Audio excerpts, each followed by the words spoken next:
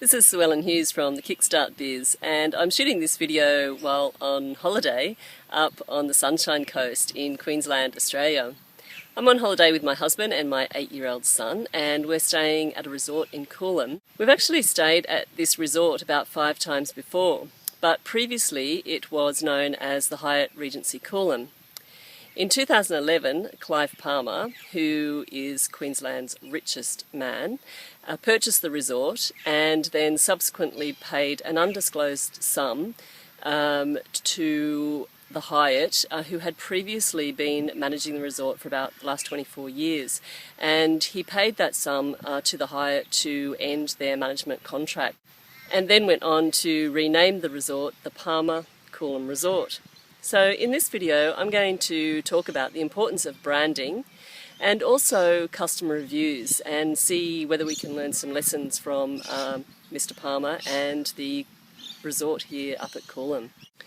So what value did the Hyatt brand bring to the resort? Well, first of all, the brand Hyatt is an internationally recognised brand, and it's known for 5-star luxury accommodation.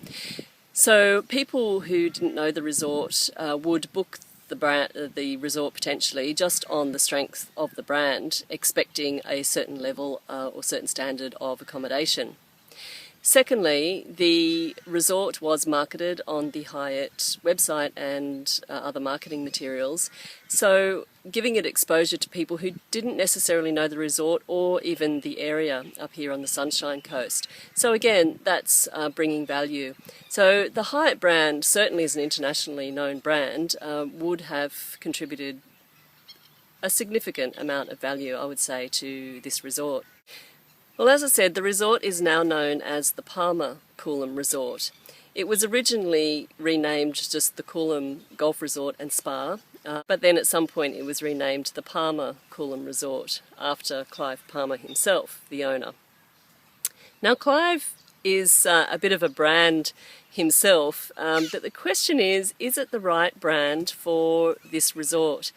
What I'm going to do now is I'm going to take you on a bit of a tour around the resort so that you can get a feel for what's here and what it's like, and as I share a few more insights into the Clive Palmer brand.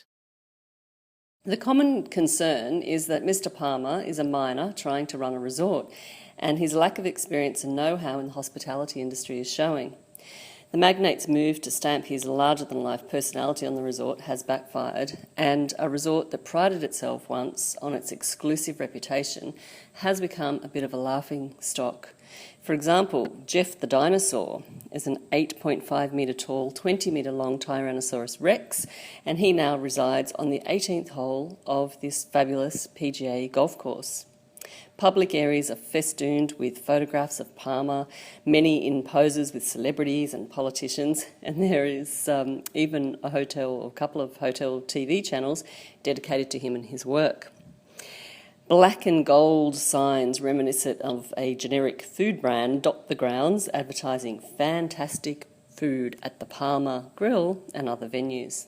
He has even opened the Palmer Motorama, filled with his own private vintage car collection.